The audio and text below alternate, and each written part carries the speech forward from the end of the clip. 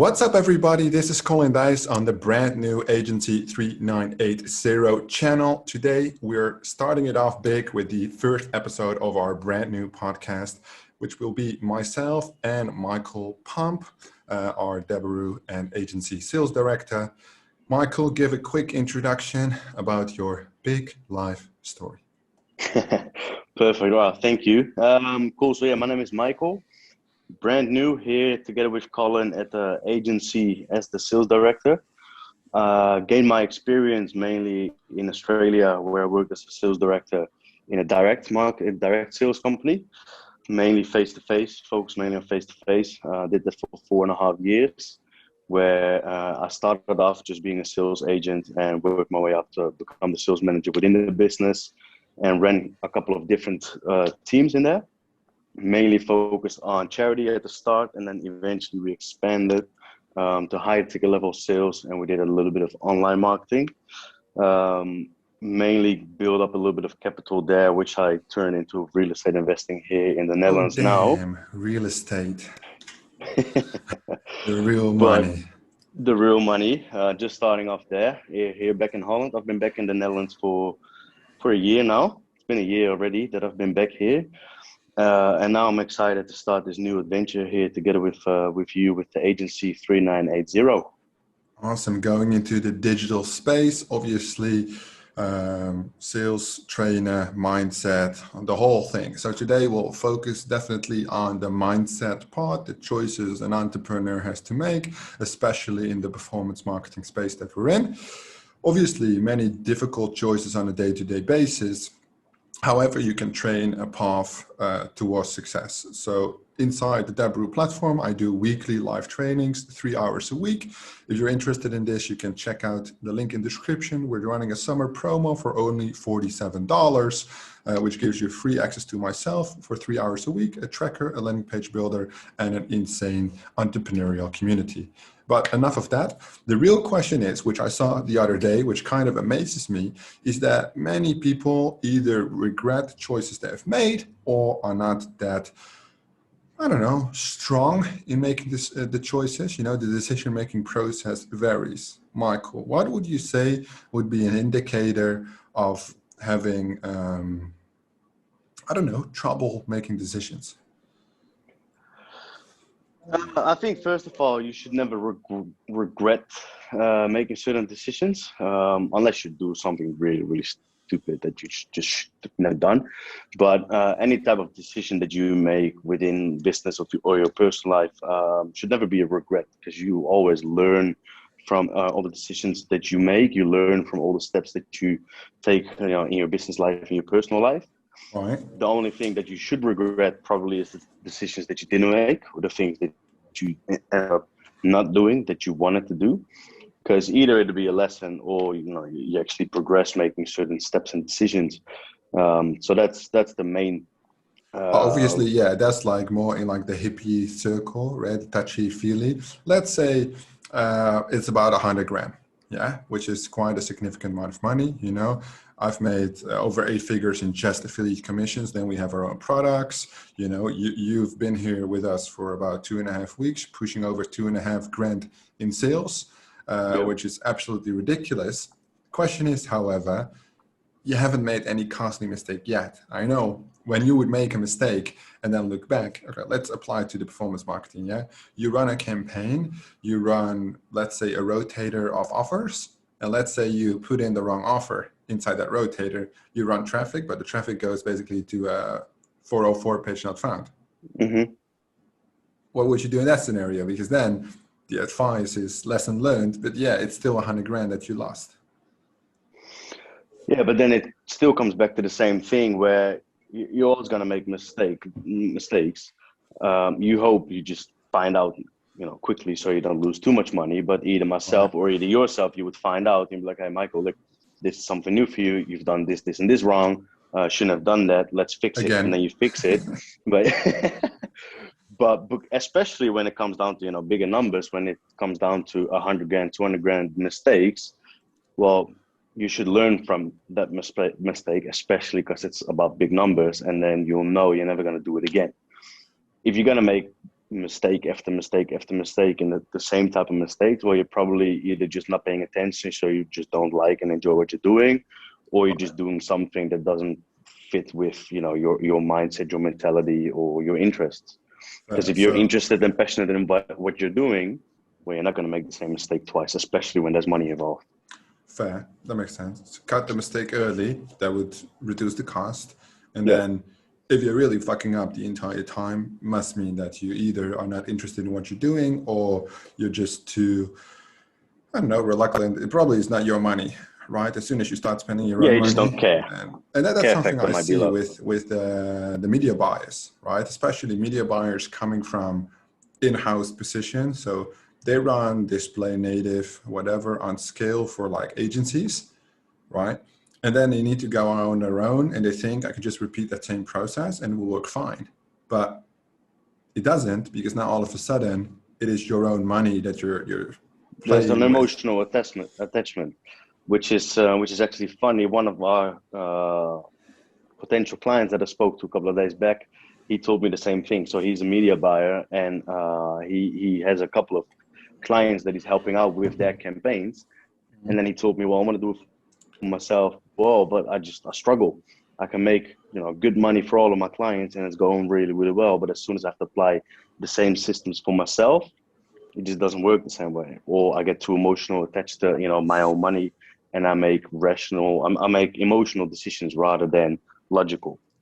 It It should amazes me, always you be know. logic over emotion. Well, yeah.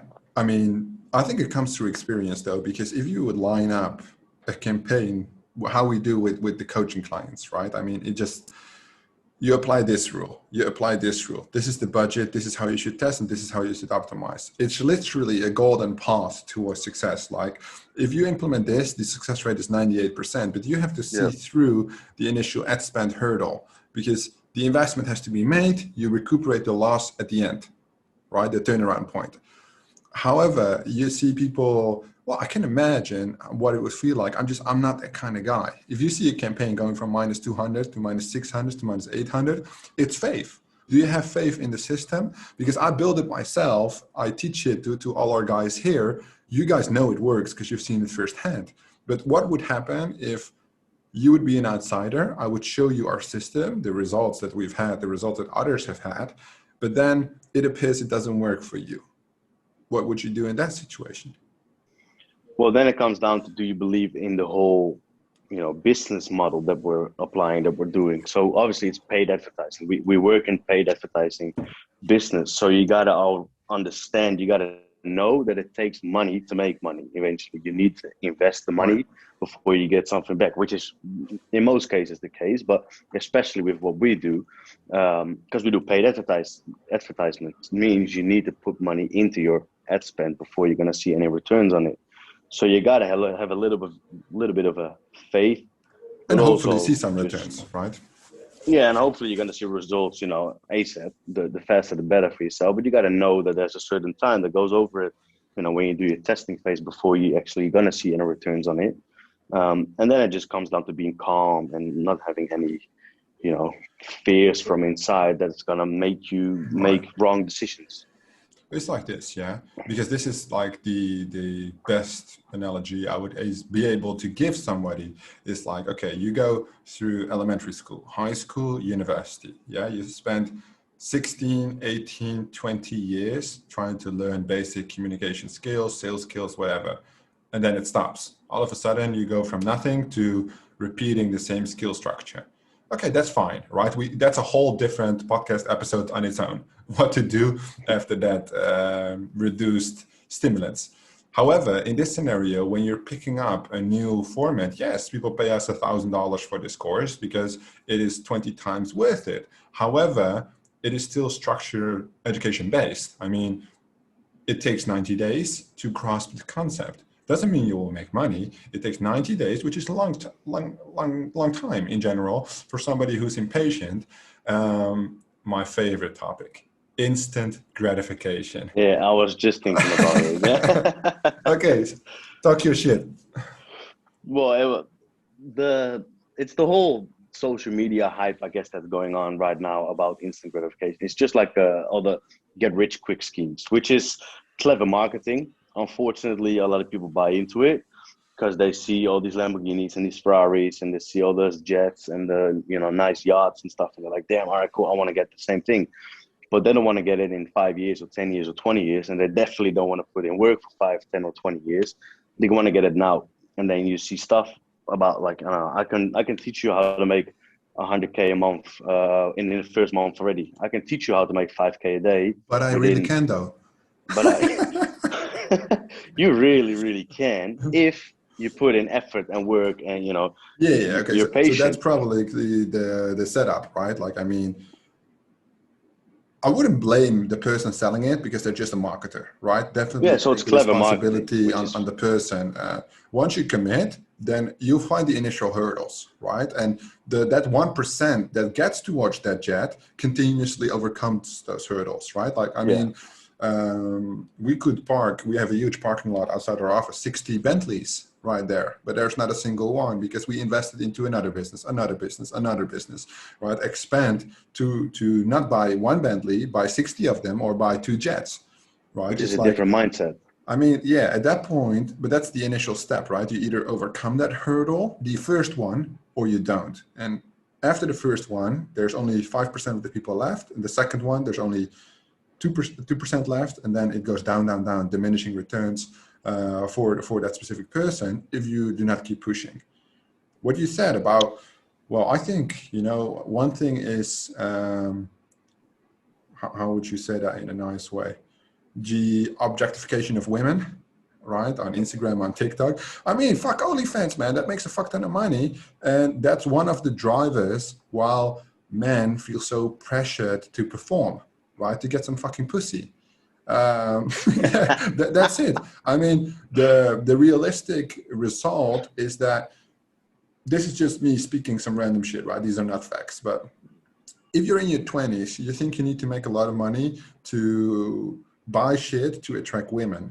But if you build wealth or generational wealth and do not give attention to women, the women who are hosts between the age of 18 and 30 realize at their 30s that being a hoe doesn't make your life comfortable, right? They need to get to men who have wealth to be comfortable, and 99 out of 100 times these men have settled down with more qualified women with ambition, with like-minded success, which might not be like the major key women, well, maybe the key of the cocaine, but not the Instagram hosts, because they objectify themselves so much, as do men, right? Don't get me wrong, it's not all women, but that's just a really good example. And then men are simping over women on Instagram and TikTok and buying these online digital subscriptions, where I'm like, we need to build the next OnlyFans, bro. Like, I don't want to objectify or endorse that system, but we're here to make money, right? We're business people. And that would be such a good opportunity because you expose the base marketing problem solution. Men are naturally programmed to supply and desire. demand, right? Right? It's supply and demand. And especially nature, in the world men that we're living decide in it. now. Yeah, men just desire sex. Yeah, well, yeah, you can't get around that. That's true. but especially the world we're living in now. And then again, it comes down to the whole social media that's, changing the world that we live in a little bit.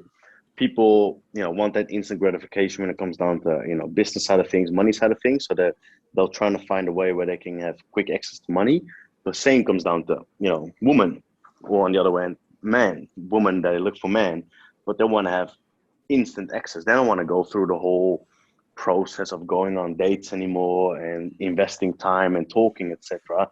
So they'll just either find find easy and quick ways to get women. So they'll find the type of woman that are just easy and quick to get to, or they'll just go to something like OnlyFans, which is again a real clever business model. Yeah, but the thing is, I don't think OnlyFans would have been that great of a business when you go back 20 years ago. 100%. I'm not sure, but I don't think if you go back 20 years ago, you got and demand, the Playboy mindset mention. of people. Playboy mentioned at that time. All right, yeah, but that's still a little bit similar. different.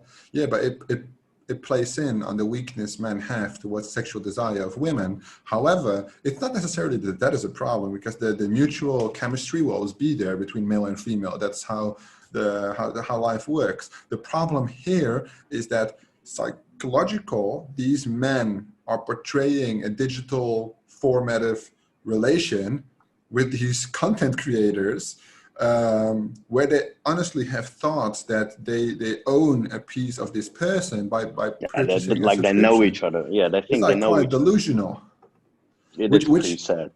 if you imagine that, you know, the big adult content websites, I wouldn't know them, but if you would know them, then let's say the top 5 websites, they make over, let's say each of them probably do 100,000 conversions a day on single opt-in adult dating, right? And these are like classic CPA offers, which Yeah. convert like crazy, like the classic MILF hunters, like all these type of offers. But this barrier of entry that you would normally have becomes lower because of this OnlyFans stimulants. Right now, when Instagram was first starting out, you had people who were in bikini pictures and they were sluts, right? If you had a bikini picture or a picture where you were wearing a hot pants, slut. Right now, you need to show your, what's it called? The under boob and hard nipples, like you just have an ice bath, right? And then it's no surprise in the bio, there's a link towards the OnlyFans. And in this scenario, are they hosts or are they not hosts? I think that's like an open discussion in general. But the same thing for men, right? I don't know any men who do this except the one guy you just spoke about before. But Yeah. that's also not a straight guy, right? So maybe for him, Well, that space, it makes more sense. Yeah. So there's a big gay scene, which, you know, makes the people in that scene on OnlyFans or in that branch, They're gay. they make real good money. Yeah, they make real good money. And that's not because, like, I think in the gay scene, there's a bigger, it's, I I don't think it's know, more how normal would you now say because they that? have But yeah, grinded it's for more, years. it's normal. Yeah. So it's a lot more, you know, normal for all the people in that scene to do stuff like that and to pay money for that and to put themselves out there like that. It's just normal.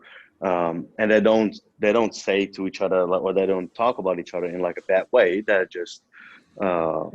just think like it's okay to do stuff like that, and they, you know, cheer each other up to do stuff like that. Whereas with, you know, straight people, it was a little bit more, at first, at least a couple of years back, it would have been a bit weird because people were like, oh, you're No, but I cheap. You're mean, putting yourself out there I like that. It's think cheap. I think it's still weird. It depends on which common group you fall in. I think the people with OnlyFans are your regular X on the beach, Temptation Island kind of people, and Yeah, it I would depends on say which world you live in. A it lot is of very people in that world that, unlikely that somebody in our circle would ever start an OnlyFans, yeah, because it's a anybody different with a world you net live in. worth over 5 million, why would they subject themselves to this? Money, right? I mean, if you But then need again, money, it then comes do down to it. the same thing. It's quick money, instant Yeah, but I gratification. mean, You like, could start an OnlyFans page, post a couple of pictures of yourself without a t-shirt on with a six pack, and you're gonna make good money, which is potentially. clever if you just want good money. But then again, it depends on how do you want to, you know, represent Yeah, yourself. How but do you want to be known? if you're either a stripper or a hooker, then I mean, fine, right? It's the same thing. But if you are a regular person who is in need of urgent money, then just accept the consequences that it brings, because it's basically semi-pornography. And if you, well, do it for attention, then you belong to the streets. Simple as that. I mean, then you owe. But I think which amazes me when somebody talks about OnlyFans. I don't even know anybody on OnlyFans by name, right? Like, it doesn't interest me at all. However, what I do look at is, for example, the merchant accounts. Like, they need to process so much money. They have like specific merchant IDs which process the money for them, like chargeback, subscription rates, all these things. Where I'm looking at, whoa, damn, that's pretty insane. What kind of ecosystem would be on the back end of OnlyFans to support such a major organization where you're talking about millions in billables a day? If we're not talking Yeah, revenue, probably 10 to 100 million a day, right? yeah, Worldwide. Where in every problem lies an opportunity, not only business-wise, but to study from it, to learn from it, right? At least something. If you would make OnlyFans 2.0, what would you say would be something to consider? Get as many hosts as possible. Yeah, easy access. Well, you just want to get a couple of people that are like, I don't know, famous in that scene, in that world, that start doing Right. it. Get a couple of like influencers that are part of that scene, part of those type of people that live in that world, that have followers that are, you know, kind of on a similar mindset, live in a similar world. And then the ball will just start rolling by itself. If you see 10 people starting a new OnlyFans 2.0, and 10 of them are making real good money, and they're like, you know, a little bit of they have a bit of a name in that world, well, then the ball will start rolling automatically. Everybody will start following. Right. Well, I think it's like a real opportunity for anybody interested in that space. I think the adult and dating verticals, they don't interest me in general. You know, it's just something that you either have to be keen on or not, just like crypto. You either like that vertical or you don't. Yeah. In that scenario, I wouldn't really endeavor into something like that. However, again, when we come back to the foundational elements of marketing, obviously a huge opportunity when you play into the sexual desires of men or women, right? Either or, that really works. However, in the day and age where, for example, Clubhouse, right, had like, I think 1 million app installs, like iOS, because they didn't have an Android app. And now it's at like, let's say 120,000.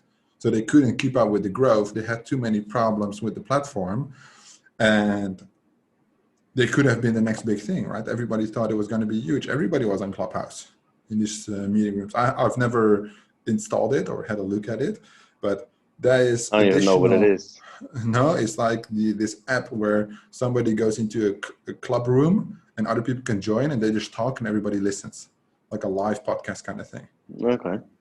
Yeah, it used to be pretty big, but at that time, I think it was like 7 months ago, you weren't really in the online marketing space. But don't worry, little Jedi, I will teach you. It will be okay.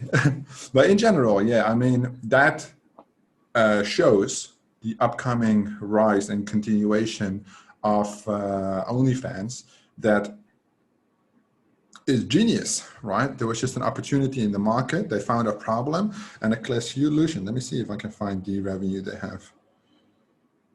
Funny how we were going to talk about mindset a lot, and now we've been talking for like 50 minutes. Okay. OnlyFans. Blah, blah, blah. 390 million pre-tax profit. Holy shit. Huh? That's exactly what I said like an hour ago, right? I said 35 million a month. Yeah. Damn, that's crazy. The average earning per content creator is $180 per month. Right? 180? Yeah, the average. Really? Yeah, Jam Wolfie is the #1 content creator. I don't know who the fuck that is. How much girls do you make on OnlyFans? 100 and up to 10,000 every month. Anyway, if you're a girl, little disclaimer, and you're watching this and you're OnlyFans, do you have fun? Get that bag, girl.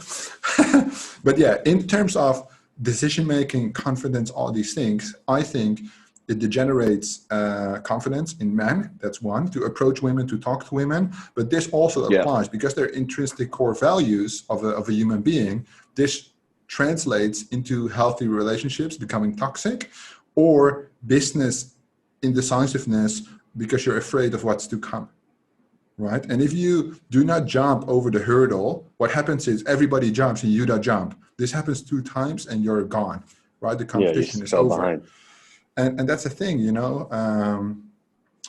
Did I show you that video of Dan Pena with the lion and the zebras? No. I was like, the zebras, they're running and there's a lion waiting. It's like, there's he's waiting, one waiting there, yeah. I've seen and then it, he's like, yeah, it's the fucker. And then bang, he comes and he takes the thing.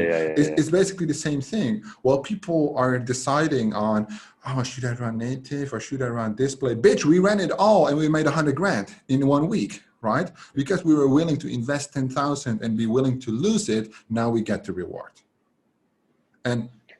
But that's again the same thing. You gotta make a certain decision and you gotta stick with it and just go for it. And then, you know, you gotta have a little bit of patience. Sure, you gotta develop skills. Sure, you gotta put in time and effort. Sure, but eventually you just gotta do something and stick with it for a while. And keep trying and developing. And if it's gonna go wrong, you know, 1 time, 2 times, 3 times, 4 times, 5 times, it's fine. It's part of it. Everybody's made mistakes before they got to a certain level, and that's again, it constantly keeps coming back to, you know, the whole social media world that we live in. They see somebody make good money, or they see somebody run a good business, and they're like, oh damn, he would have just started that at some point, decided to start that, and he would have been a millionaire the next day. But it didn't go like that, right? They would have had a bunch of hurdles along the way. They would have had a bunch of challenges along the way. They would have had to overcome so many struggles, and they had to put in so much time and effort. They would have lost a bunch of money before they made money. And it always works like that, but that's, people don't look that deep. Yeah, I mean, like the days become the weeks, become the months, become the years of the experience. But it all starts at, you know, when I used to talk with a lot of sales calls. Now you do most of our sales calls with your team. But the many things I heard is like, yeah, what is your goal for, let's say, 2021? Yeah, 7 figures. Well, have you ever made 2 figures? 4 figures. $10, yeah. No, I've never done anything online. Well, 7 figures is a lot of money. You know, I mean, that's $2,845 a day, if I believe correctly, like something like that, between 2,800 and 3,400 or something. No, it's definitely 2,800 range. Anyway, what is important is that realistic? You know, how we do things, you know, a 90-day period, it has to be realistic towards the goal. People are like, yeah, I want to go from 0 to 10K in 90 days. All right, how much money do you have? 1K. That doesn't work, you know. How Yeah, can so you want to time. you probably need 50K to make 10K a month, because you need to learn the system and everything, like that. And then you again come to unrealistic expectations combined with instant gratification, and you have the most toxic combination ever for business. Which is why people quit. And when you would say, if you look up the Chamber of Commerce, 95% of businesses fail in the first 5 years. After what is left, 95% fails in the next 5 years. So you have the 0% of the 5% that remained, probably around that percentage. So for every 100 businesses that start, 3 remain, or 2.5. The question is why? You know, you change business model, you have all these other reasons, but the primary reason is you didn't expect it to be this hard. But if it would be easy, then everybody would do it. Why are 99% of people in jobs? That's the real question. Yeah, because they don't have to deal with all the responsibilities and all the struggles and all the headaches.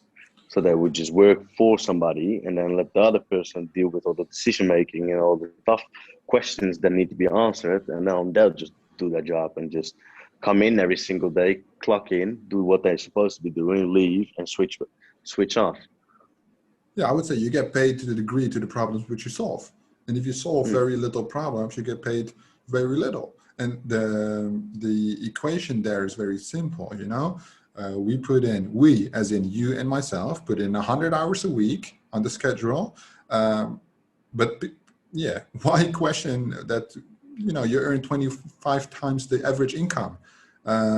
Why? Because we wouldn't work 25%, but it's the experience, it is the knowledge, and those things are all harvested over time.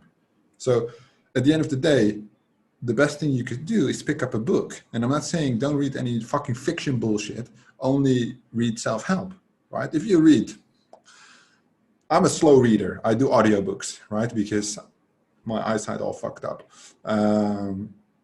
Let's say you would read 1 book every month. You read 12 books a year. You read 12 more books than the average person, which reads 0 books.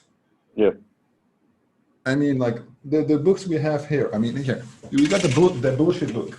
I gave this to somebody because I didn't like it. Right? That person returned it to me because it was finished. What's it called? The Way of the Wolf by Jordan Belfort.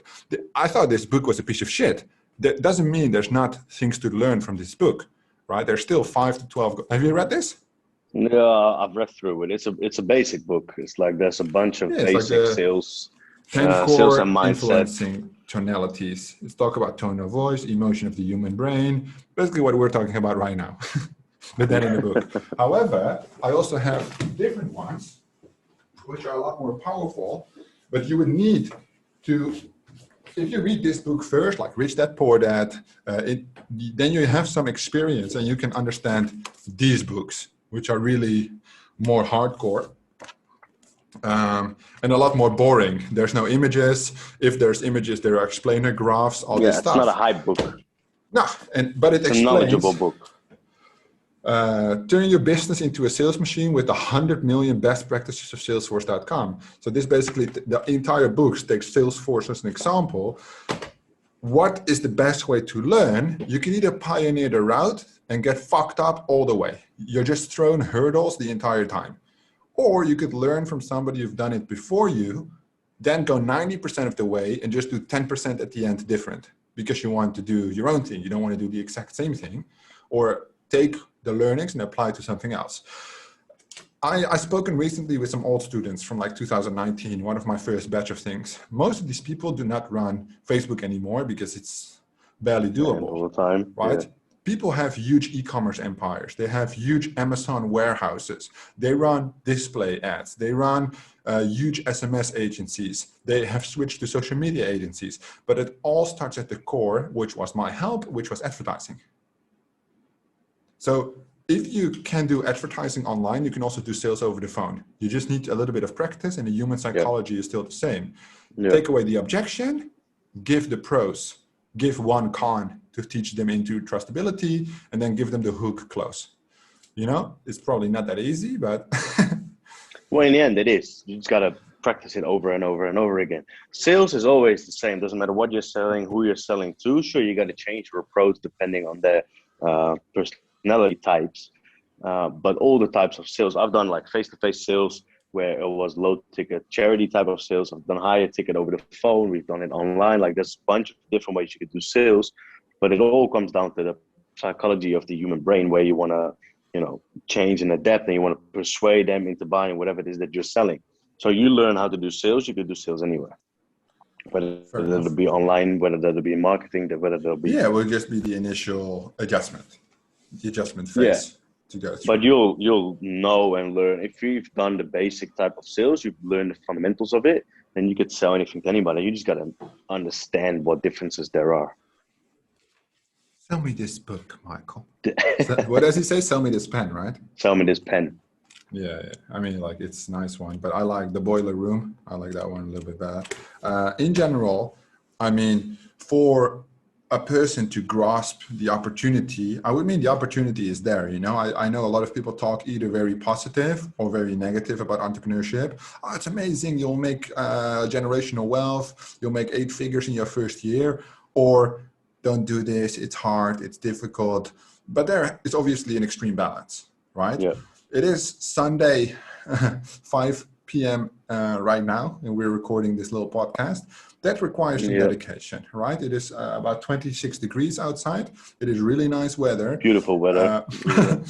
But it comes with a certain amount of respect towards what you're doing, and growth, audience entertainment, which this has to go online tomorrow. So we have to entertain our audience, because obviously at the end of the day, that gives us sales. It is this whole cycle, right? It is the balance between things. Yes, this is difficult. Yes, you have to go through it. And yes, you have to be able to solve problems. And if you solve problems in your own business and potentially for your customer clients, whatever it is you're doing, then in return, you get paid with money. And that's how basically the capitalistic world works. You get paid for either the knowledge that you have, the knowledge that you bring, so the experience, or the problems that you solve, right? I think it's Elon Musk even that quoted, has like one of his quotes as well, where he talks about you get paid for the amount of problems that you're solving. The more problems and the bigger the problems there are that you're solving, well, the more you're going to get paid. Or the knowledge that you bring and the experience that you've gained over time will increase, the value that you bring. You're going to get paid for the value that you bring to whoever it may be. To anything. I was talking with Ross the other day. Underwater welders, they make insane amount of money. But if you know how to weld properly, you already make good money. It's the fucking thing with the mask and like the metal. Yeah, no, I would never do that underwater. But if you can do it underwater, that apparently pays double or triple. I don't know. You're like 1 week offshore and you make, I don't know, $6,000 or something for 1 week. That's like one of the highest paying jobs I've by default heard of, which is not like management or director position, which I was like, damn. But apparently it requires some insane skill, just like football players, just like that's a One. real like common example people give of like Cristiano Ronaldo or Lionel Messi. The newest update, Lionel Messi gets paid 125 million a year from Barcelona to play football there. And you can ask people like, oh, do you think he deserves to earn that amount of money for playing football? And a group of people will be like, "Nah, that's bullshit. He just kicks against the ball. I can kick against the ball. Why the hell would somebody earn 125 million?"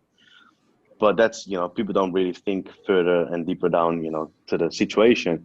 But if you would Right. look at how much money he actually earns for the club, the amount of Yeah, it's shirts fucking that they're insane. selling with his Yeah. name on it, the amount of goals he's scoring, the amount of people that are in China watching television, which earns them more money. In total, he brings in way, way, way more than he earns. But it's a fucking business, so they would never give him that money if they wouldn't make that money. I know Yeah, these he companies, gets paid for these the value that he brings in. the football clubs are in debt, right? But they are liquid in debt, which for a business is impossible, right? You cannot be in debt 900 million and still be liquid, because you need to make money to be liquid, like positive numbers. Yeah, These are like government deals. These are like the players for them are assets. As soon as they sell yeah, a player, the liquidity comes back, which means that yeah, if you are 900 million in debt, but you have 1.6 billion in players, that means you're still 700 million liquid, right? But I don't know about the FIFA, UEFA. I don't know how all these things work with football, and I'm not really interested in it. But people who complain about how expensive players are to transfer, this and this, don't watch football, don't go to fucking games, because you're endorsing it. Basically, by buying shirts, by going to these games, by buying like season tickets, you endorse this culture, which is great because a lot of people make a lot of money, right? It's just business. There would not be a single football recording being live nobody streamed would watch it. if it would not be for profit, right? Yeah, And that's oftentimes I get about, I don't know, 25, 30 messages a day, LinkedIn, Facebook, Instagram. If you want to follow us, both of our profiles in the description down below. But we get like Facebook messages like, "Hey, Colin, can you help me?" Well, we can help, but it requires a certain obligation for you to make a financial transaction for us to help, right? At least some commitment. It doesn't have to be millions. It's like $500, $200, whatever. But it's like, yeah, I don't have no money. How the fuck do you want to start a business with no money? Like, it's very blunt to say, but we don't run a charity, right? We run a business, and you want to run a business as well, and also another charity. And I mean, I've given people chances, which most of the time they fuck it up. I have two guys, of one, which is from Turkey. Gur, if you're watching this, I will support you. I gave him an opportunity for a mastermind once, which was $5,000 the ticket, and he built it into a great business. He's still running. He's still doing all kinds of amazing shit for his family, and he's giving back again what I gave him, that one opportunity. But I've done this 100 times, and 100 times people have disappointed me. There's like 1% of the people who take that opportunity and value it as much as I would value it. But it makes sense because a lot of people don't realize what you have. If you type in affiliate marketing on YouTube, you get fucking 100 channels, of which 90 of them are bullshit and 10 of them are so good. I watched one yesterday, so good, 1,600 subscribers, 1,600. The content was fucking so good. But then you have like hype videos about guys with 160,000 subscribers. They're not saying anything. They're saying a lot of things, but nothing at the same time, right? And it gets like fucking 200,000 views. well, I get quite a lot of people that come on a call with me and they want to get our help, they want to get our coaching, they want to get our courses, and then they've bought a course from somebody else, and they've paid money for it, and it's somebody that has like a big following on YouTube, and like a couple of his videos have been watched a bunch of times. There's a video, I think was it like 180,000 times like views. 100,000?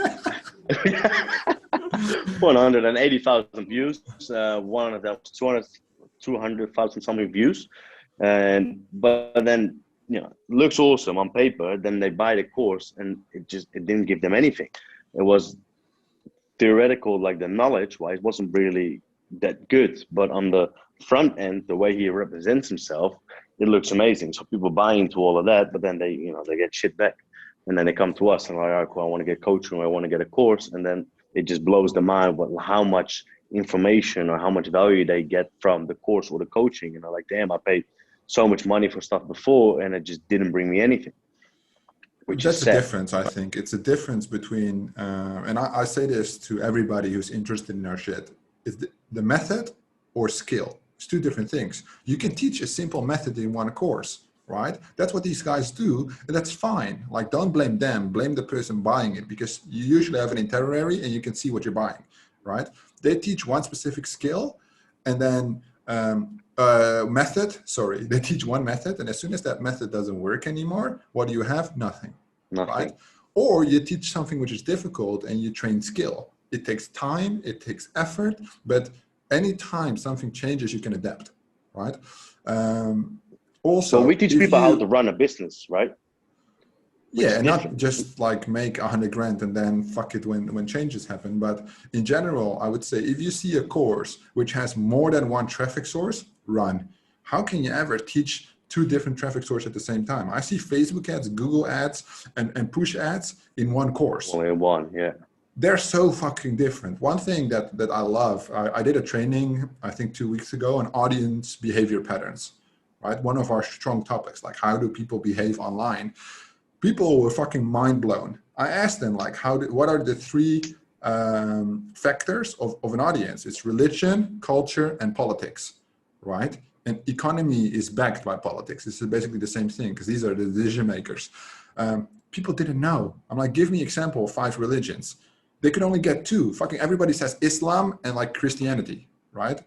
Where are the other religions? Well, these are still people in your audience. Like, I think 6% of the US citizens is Taoism, because I think it's the Chinese, I'm not sure, but Asian people. 6%, that's a lot of people. Yeah. Where if you look at 8.5% are black males in the US of the population. You see a lot of black males, but do you ever see anybody practicing Taoism? No, but they're there. Really insane. That's how it goes. Well, that's the main idea. I think people do not realize that. Yeah, I don't know how to phrase it. It's simple and difficult at the same time. You can make it as difficult as you would like, but just know that if it looks too good to be true, it's probably too good to be true. Yeah. Right, and then I mean, the depth of the information is very important, because I would say service content is great for beginners, but I'd rather be gifted with something a little bit more advanced and then train myself through it, even though I don't understand everything. Oh, I have another good point. I have another insane point, right? Okay, so we have a lot of courses, right? So the courses are there. They're just like A, B, C, D, E, F, G. This is how it goes. And then there is like one specific method we use, and you can choose, right? So never give people a choice. Use A or use B. They're like, oh, I don't know what to do. So you just give them, if you are writing ads, copywriter, don't give people a choice, buy this or this product, just give them one choice and they will convert. But then the question is, what do I do? Well, use your fucking brain, right? You're buying a course and it's like, oh, I just study exactly this, like this, right? And I don't look a little bit to the side. I just look at whatever I'm doing and that's it. And if that would be for a reason, because you know you're an emotional decision maker and you want to leave that out of the equation, I can respect that, right? But most often time, it's only one thing. Give it a guess. What would it be, Michael? I don't know what you're talking about right now. It's fucking laziness. It's because they're lazy, right? It's just because people are so used to being spoon-fed information, right? You type in Google. Well, it takes creativity out, right? People aren't creative anymore these days because they don't have to think for themselves. People think either for them, they let other people think for them, or they just decide not to think at all, because you don't have to really anymore, the society that we live in. So they get lazy and they don't develop certain parts of their brain anymore where they need to be creative, where they need to make decisions, which comes back to the whole way at the beginning, the start of the conversation. Decision making, people don't make decisions anymore. People don't get creative anymore because they just don't use all those parts of their brain. They don't have to. Yeah. I was the other day, I was at this ice cream shop. Yeah, it's hot as fuck outside. They got fucking good ice cream. So I was there. It had 1, 2, or 3 scoops. Yeah. And this guy asked like, hey, I see there's not 4 scoops available. Is that not an option? Fuck! Are you this dumb? Of course, 4 scoops is just double the price of 2 scoops, you dumb fuck. I mean, it makes no fucking sense that you would even ask that question, like, can you not think? But they are so served with like McDonald's menus where it's just like A, B, C, and you cannot pick anything else, right? So these are the options. If you want a different option, then we do not have this available. But in like an ice cream shop, this is the foundation element where you see that people are not thinking, right? Well, you want to get real for a second. People are just being sheeps these days, right? The majority of people are just sheeps. They just follow. Oh, I thought you And as said soon, cheap. No, sheeps, well, yeah. both. They're cheap as well, but cheap sheeps. Yeah. They're sheeps, and they don't have to think for themselves anymore. They just follow, and they just follow along with somebody. And as soon as you get them into a situation where they do need to make a decision for themselves, well, then everything just shut. They just get a big error. They're just like, oh my God, what do I do now? I need to make a decision. I can't. Okay, let me see if you're smart, yeah? Everybody, this is a test. Okay. One, you can pick your cone. Yeah, you pick a cone and we put in 1 scoop, which is €1.30. Yes? With 2 scoops, it is €2.30. And with 3 scoops, it's €3.30. How come it is only €1 per scoop? And that's not true because it's €3.30 for 3 scoops. How come it is only €1 per scoop? Well, you Yeah, have the every 1 time I cone, add which a is probably scoop, it is yeah. €1. So the scoop is so the scoop is €1 then. And what is then it doesn't fit because I need to pay €3.30 for 3 scoops. Yeah. So Why? what's your question? Well, why is it not €1 per scoop then? Because every time I add one, it's €1. Yeah, so all the scoops are €1. Yeah. But you already had the initial 130 at the start, which is probably then for the cone.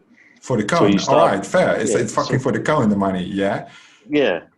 I have given this lecture to university people. Yeah. 23% were only correct. All the other people were like, oh, there must be a choice of toppings, or it is for the plastic spoon, this and that. It's for the fucking cone, of course. This is basic math, basic psychology. You look at what Common items you knowledge. have. Yeah, it's an all common sense, I would say, but Common apparently sense, not, yeah. right? We would look at the items at hand and we would say, okay, you have a pair of sneakers, yeah, which is $100. You put on a Gucci logo and they're $500. What is the value of the brand? Well, what was the first number you mentioned? $100 without Gucci and with Gucci 500. Yeah. So then the price of the brand is 500. It's like, well, 400 difference, but the shoes are 500. Perfect. Okay, the value of the brand is 500 and the added value is 400. Two Yeah. different words. When people Yeah. say like, oh, the value is 400. No, the added value is 400. The value is still 500, right? These are basic, what we would say in advertising, basic shit, right? But these are things that people do not understand. So you never want to talk about postbacks, click URLs, all the technical shit if people cannot even figure out that a cone costs 30 cents. Right? Yeah, I'm sure you're laughing, I'm laughing, we're all laughing, but half of you dickheads will not get this correct, right? Which is shocking because now, hopefully, you'll not forget this. Which I think is a great example of that we need to think more. And of course, these books, they're not gifts, right, or anything, but they will help you understand certain things. Oh, I have one really good example. I was watching a movie. At that time, I'm not a genius or anything, but it's just a really good example, flexing my knowledge. I think I was 16 or 15 at this time. Yeah, I was watching a movie with my entire family. And halfway through the movie, I said, yeah, she killed him. And everybody was like, oh, no, you don't know this. At the end of the movie, she killed him, right? Why did I know? Because in the mirror, it was written in the mirrorage text, I killed him. She wrote in lipstick. But I could just read the mirror sign. It says I killed, spelled backwards with the L, him, right? And everybody was like, oh, how did you know? Well, go back and there you see it. I killed him. That's what it says. So that's how you know. And she was wearing red lipstick, right? But that is like, are you watching a movie or are you watching a movie? Are you reading a book or Are are you you paying reading the book? attention? Yeah. You're taking on what you see, like are you paying attention to the details? Well, with reading a book, it's like, are you just looking at it and just going through the words, and you're just like, you're reading, like you're reading the words, but if you would be at the end of the page, would you still know what you've just read? Like, would you be able Exactly. to, if you finish a page, you're at the bottom, you haven't even spent time reading the second or third page yet. If I would ask you, you're at the bottom of the page, and I would ask you, all right, cool, what did you just read? Like, a lot of people just be like, oh, damn, I don't know. Should I know? They're like, they panic. Fuck, I don't know. I've just been reading. But if you like properly read a book and you just read a page and I'd ask you, all right, cool, what did you just read? Then people would actually be able to, you should be able to give an answer and be like, all right, cool, well, this was about these and these topics. I've just learned this, this, and this, and he explained it in this type of way. If you can read like that, well, then eventually you're going to absorb that information. And honestly, if you want to do it properly, you should read a book twice, at least. Yeah, or I see a lot of people who use like the highlight marker, Yeah. or they Well, then make still read notes. a book once, read a book normally once. What you often see is when you read a book again the second time, you notice different things, or you Of course, have a yeah. different perspective of certain ways that like things that are being explained. You have a different perspective on it. Second time you read it, then start highlighting the things that you think are important, and then use those highlights that you think are important and rewatch them again. If you would ask most people about a book that they've read 3, 4, 5, 6 years ago, they don't remember. And you can't really blame people. People can only absorb so much information, Right, and of course. eventually there's happens so much in life you just kind of forget. But if you really want to make sure that you continue having the same knowledge and build on top, because you can learn a book, forget about it, learn a new book, but then you don't really expand your knowledge. You just gain new knowledge. If you really want to expand, that means you got to also remember all the things that you've learned Yeah, and like read and seen building before. blocks. Yeah, like build on top of each other. Means you got to rewatch it or reread it again and again and again. Where you don't have to read the whole damn book, but read the highlights. Yeah. Oh, Read the I have highlights. the summaries in my fucking app. I have script, Yeah, or read a like an summary. Audible kind That's of an thing. app for it as well. Yeah. But in general, I think coming back to our original topic, did I show you the interview with Kanye about turning his back on the culture, right? I think I showed Mm-hmm. you last week, where he's like, Mm-hmm. everybody's so focused on chasing pussy, being the biggest gangster in the streets. Well, they don't know the United States is for sale. You can buy ground. Disneyland, they purchased ground. He's buying ground in Wyoming. Where this is one classic example of most young entrepreneurs, which I would say under 30, you are definitely a young entrepreneur. Even maybe under 35, you're still a young entrepreneur. I'm not talking about the 16-year-olds who have grasped some money. And when I say some money, I mean $100,000 to $1 million net, not revenue, net profit in your private bank account. If you have this kind of money and you invest it wisely, when you're 40, you'll have 100 million. Right? Yeah. If you do not do this, then you're still working on your same thing when you're 40. Well, then you've probably lost 1 million. Well, the question is, like, we see the people, yeah, you're right. You probably You've got lost a nothing million left. or more.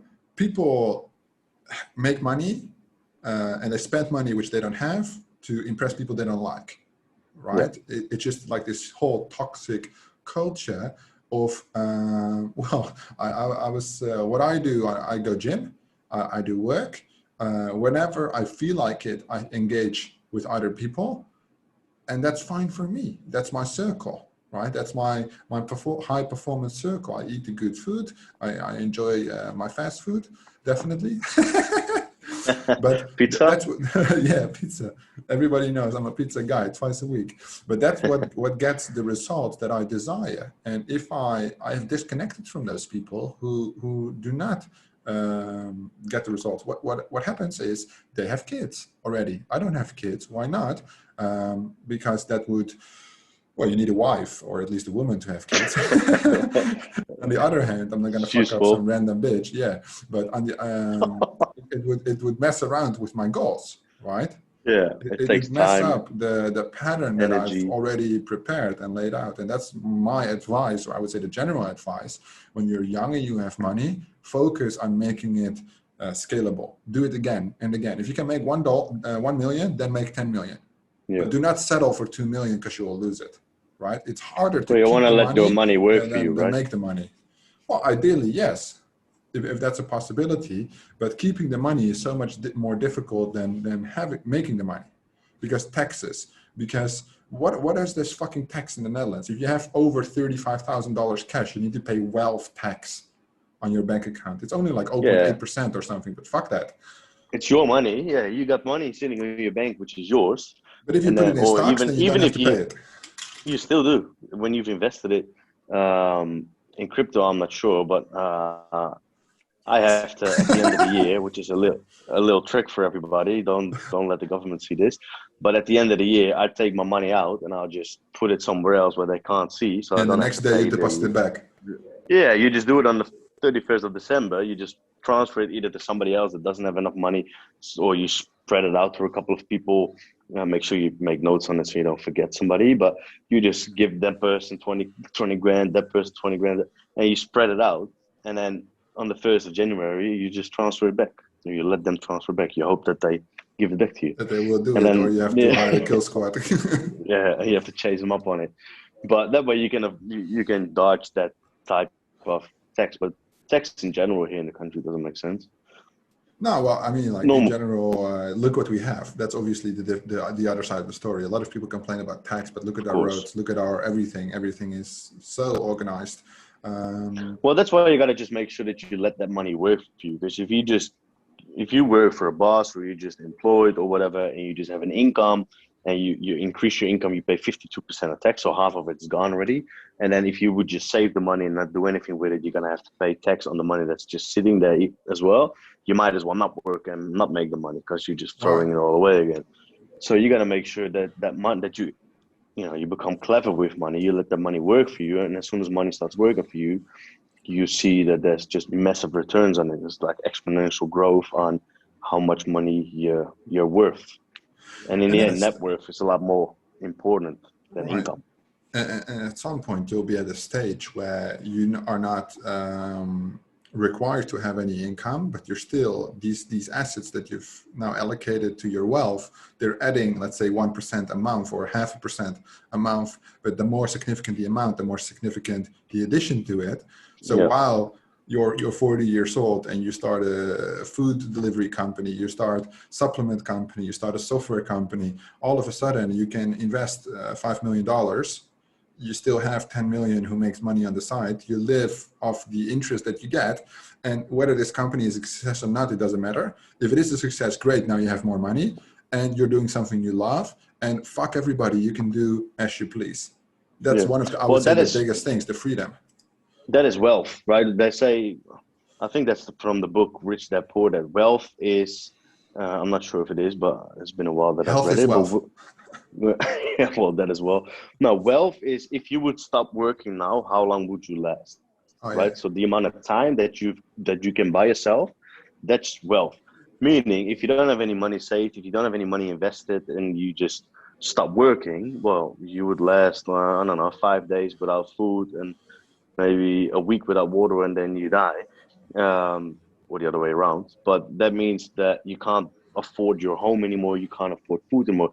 There's no wealth. That's why, for example, I started investing in real estate because that's just passive income. I could like not work, and there's still money coming in because of the real estate, Yeah, I don't and that's know. creating wealth. 100%, 100%. I totally agree. But it also depends on how much money you spend. Because what I notice is the people who spend the least have the most.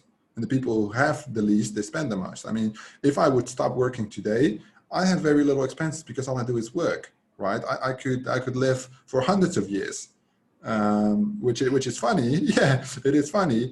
But on the other hand, maybe it's a little sad that my expenses are so low because all I do is work. But I wouldn't know what to do if I wouldn't have work. Is that's like, I think like if you have that emptiness in your life, that you have no ambition or no goal, especially, that's called depression, you know? Yeah, but you gotta have purpose. A lot of people that don't have purpose in their life and they're not passionate about something, yeah, they get depressed. A lot of people is what you hear when they stop working, when they get like on their pension, when they're 65, 68 these days. They don't have like a purpose in life anymore. There's no goal attached, and they become depressed because they just wouldn't know. They're useless. They feel useless at least. They wouldn't know what to do with themselves anymore. So having passion, having a goal, having a sense of purpose, meaningful life, having a meaningful life is very, very valuable.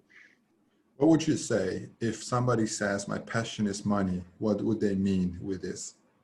Because obviously it's Either about they don't know yeah. what they're saying, either they're just hyped because of all the social media stuff. So that might be an 18-year-old kid Okay, who's like, let's "No, say I my would passion is say money." my passion is money. Well, then it probably means freedom. So what you can buy with money.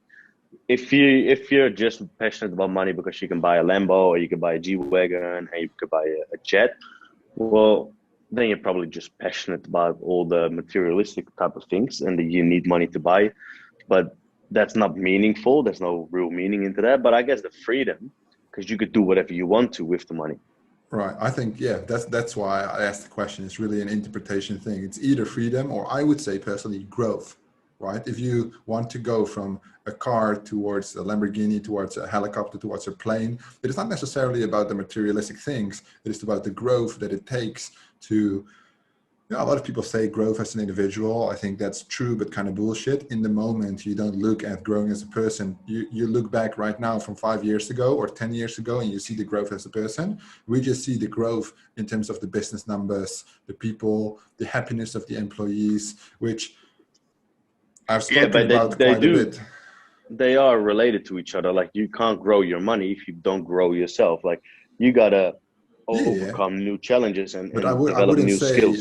I wouldn't say somebody would actively be working on themselves at that stage. I mean, like if you are trying to make your first $10,000, you need to actively work on yourself to create behavior patterns, discipline, right? And Yeah, all the yeah, people I know that make a lot of money, I would say not all of them, but I would say 85%, which is about 8.5 people out of 10, they have insane discipline. Yeah, they go to the gym yeah. five Which is times a something you gotta week. develop. They don't they aren't often as fat, and if they are fat, it means because of the stress, right? They eat too much and they don't exercise. But the people with real wealth, I would say 5-10 million plus, they're all lean as fuck. They're all ripped, right? Most of the ones I know, at least, which is in Yeah, the they're performance healthy at marketing least. world, they're healthy. This guy I spoke, the guy with the Aston Martin, right? He has fucking $400,000 car and he cycles to work because it burns him, let's say 250 calendars to go and to go home. He can clear his mind, be in nature and shit. And this car he just takes out on the weekends, which is his Yeah, little because you toy. don't have a car to flex. If because then you've got it all wrong. If you just want to buy, if you're just really obsessed with money because you want to get a nice car because you just want to flex on it to get all the girls and stuff like that. Well, then you come back to the whole cheap type of woman and man OnlyFans Probably. story. You you attract different type of people and you attract the wrong people. There's no sense of proper purpose if you just focus on all the materialistic stuff. But I love a good watch or a good car, but you buy it because you can when you can just celebrate for yourself or your accomplishments, right? All Well, right, cool. yeah, I've as accomplished this, and then I'm gonna buy it. reward, right? That's Yeah, as a reward primarily for it. what you've done, But but perhaps not as the main. on the other side, perhaps, how would you phrase it? I mean, as soon as you realize what kind of effort it takes to acquire such numbers, you might not want it anymore, you know? Well, I've never met somebody that was successful, or like somebody that is had only the mindset, all right, cool, I want to get a Lambo, or all right, cool, I want to get a nice car, and that's his only purpose. I've never I met want to get somebody many that was hoes. successful. Yeah. Well, you could probably do that. That's not that difficult, but yeah, somebody that is solely focused on getting a materialistic thing without any meaning attached to it. I've never met somebody that has done it because nobody's gonna put in so many hours of work and so much effort just to get a car. Eventually, when you start working that hard, you might get through the first couple of months and you're like, well, fuck me, I'm not even close to get a car like that. I still need to develop all these type of skills and I still need to read all these books and put so many hours in it. Am I going to do all that just to get a car? Well, fucking leave the car, right? So there's got to be a deeper meaning to what you're doing. And then you got to know, you got to know your why, which is such a um, original thing to say, or everybody's like, oh, you got to know your why, but you do. you got to have a certain sense of purpose and know where you're headed, because that's only the only way that's going to allow you to actually put in all the work. Yeah, well, I think that's a good topic for the next one, purposely, because I don't think I have a clear why. But we'll discuss this next time. Thanks, Michael. It was a pleasure Thank having you you. on for the first time. If you guys like this video, please give it a thumbs up, subscribe to our new channel, and perhaps if we get enough feedback, then we'll do a professional setting next time, which will be quite interesting, and we'll discuss the why in business. Thank you guys so much for watching. We'll see you guys in the next one.